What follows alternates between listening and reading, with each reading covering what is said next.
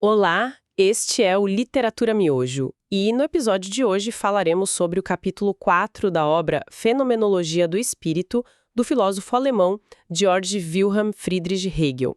A obra original, ela é dividida em 8 capítulos e a gente vai fazer uma análise separada de cada um. Hoje o nosso foco é o capítulo que se chama A Verdade da Certeza de Si Mesmo. Um capítulo que é, sem dúvida, um ponto de virada fundamental na obra toda. Totalmente, porque até agora a consciência estava focada em entender o mundo lá fora, os objetos, né? Agora o foco muda, vira para dentro. Exato. A questão passa a ser como é que a consciência se conhece a si mesma. E para Hegel, esse autoconhecimento não é uma meditação passiva sentada num canto. Não mesmo. A consciência só se torna de verdade uma consciência de si quando ela é reconhecida por uma outra consciência. É um processo ativo, sabe? É uma luta por reconhecimento que vai definir tudo que vem depois. Então vamos lá, vamos desempacotar isso. Se uma consciência precisa de outra para se validar, o que acontece quando duas delas se encontram pela primeira vez? Aí a coisa fica dramática. Hegel descreve um confronto, uma luta de vida e morte. De vida e morte é bem literal. É bem literal. Mas, e isso é crucial, o objetivo não é simplesmente matar o outro.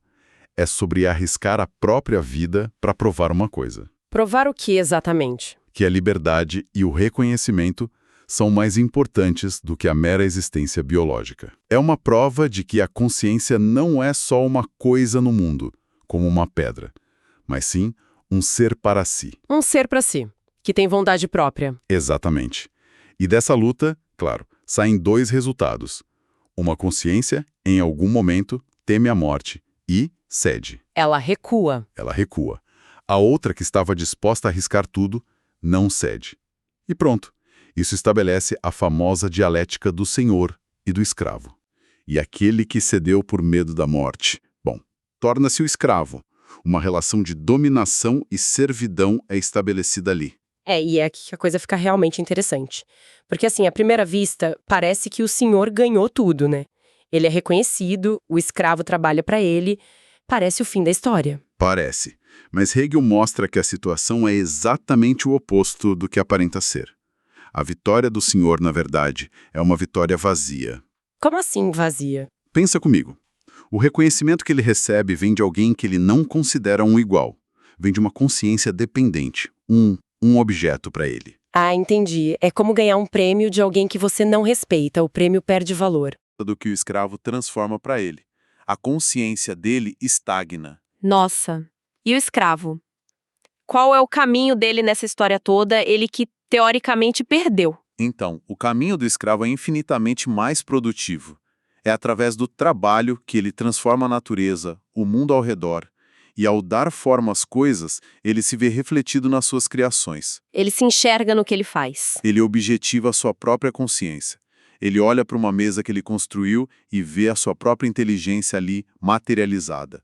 E tem outra coisa fundamental. O quê? Ele experimentou o medo da morte, do Senhor absoluto. Um medo que, segundo Hegel, dissolveu interiormente tudo que era fixo na consciência dele. Fez tudo vacilar. Foi um abalo sísmico existencial. Perfeito. E essa experiência, junto com a disciplina do trabalho, permite que ele desenvolva uma autoconsciência muito mais rica e muito mais verdadeira que a do Senhor. Que virada impressionante. Então, no fim das contas, o escravo se torna mais livre internamente do que o próprio senhor. Muito mais. Só que essa liberdade ainda é só interna, né? O mundo lá fora continua sendo de opressão. Certo. Então, após essa dialética, a consciência de si busca a liberdade, mas ainda dentro desse mundo opressor? Ela tenta encontrar a liberdade dentro de si mesma? E a primeira parada nessa jornada interior é o estoicismo. O estoicismo, aquela filosofia de que se é livre no trono como nas cadeias? Exatamente essa. A ideia de que a liberdade está no pensamento. O estoico é livre porque ele é indiferente ao mundo exterior. Nada pode atingi-lo de verdade. Parece uma boa estratégia, mas imagino que Hegel encontre um problema aí. Encontra, claro. Para Hegel, essa é uma liberdade abstrata. Pensa bem, o conteúdo do pensamento do estoico ainda vem desse mundo externo que ele tenta negar. Ele pensa sobre as correntes, sobre o trono. Exato. A liberdade dele não tem conteúdo próprio, é só uma negação. É uma liberdade, tipo, vazia. Entendi. E a limitação do estoicismo leva a uma postura ainda mais radical, que é O ceticismo. o ceticismo. O cético não é só indiferente. Ele nega ativamente a validade e a realidade do mundo.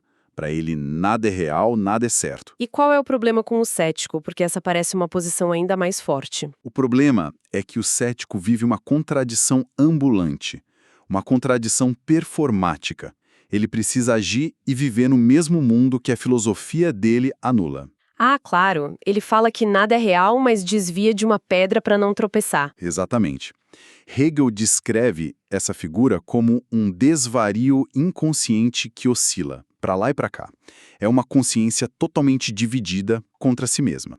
E essa contradição ambulante do cético nos leva à última e talvez a figura mais complexa deste capítulo, que é A consciência infeliz. a consciência infeliz. O nome já diz tudo. Diz mesmo. A consciência infeliz é a consciência que internaliza essa divisão do cético. Ela é dividida contra si mesma de uma forma dolorosa. E como essa divisão se manifesta? Ela projeta toda a perfeição num além imutável e divino, e se vê como o oposto disso, singular, falha, mutável. Ela vive a dor dessa separação. É uma cisão entre o eu real, imperfeito, e um ideal divino inalcançável.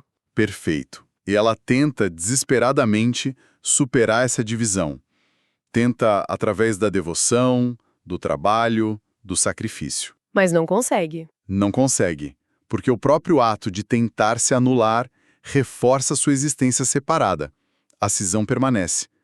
É o ponto mais profundo da alienação da consciência de si. Um beco sem saída completo, então. Parece.